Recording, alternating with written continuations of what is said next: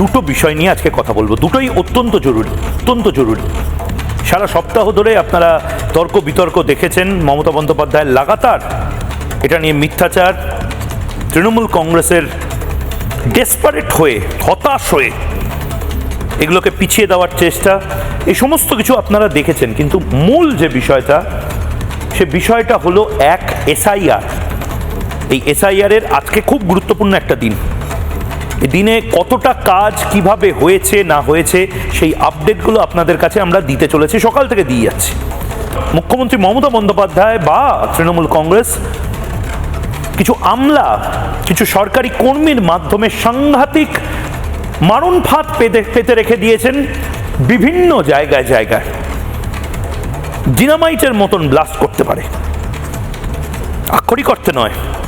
এই এসআইআর পদ্ধতিটাকে চুরমার করে দিতে পারে এই আলংকারিক যে একটা ল্যান্ডমাইন পুঁতে রাখা হয়েছে তৃণমূলের সৌজন্যে, সেগুলোতে।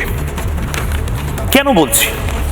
মমতা বন্দ্যোপাধ্যায় মাননীয় মুখ্যমন্ত্রী, আখেরে লাভটাও কিন্তু মাননীয় মুখ্যমন্ত্রী তুলতে পারবেন না, ক্ষতিটা মাননীয় মুখ্যমন্ত্রীরই হবে।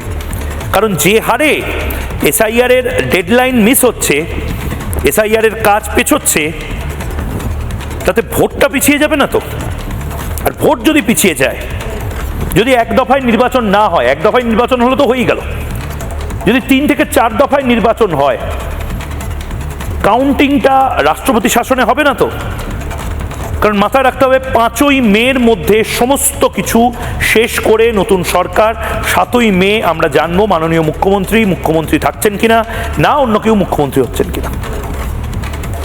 যদি অন্য কেউ মুখ্যমন্ত্রী হয় এবং সেটা যদি বিজেপির থেকে হয়, অমিত শাহ চ্যালেঞ্জ দিয়ে দিয়েছেন 45 দিনের মধ্যে গোটা বাংলার সমস্ত বর্ডার সিল করা হবে, জমি নেওয়া হবে, দ্রুততার সাথে ইট বালি চুন সিমেন্ট মেখে পাঁচিল দিয়ে কাঁটাতার দিয়ে বাংলাদেশ লাগোয়া সমস্ত বর্ডার সিল করা হবে।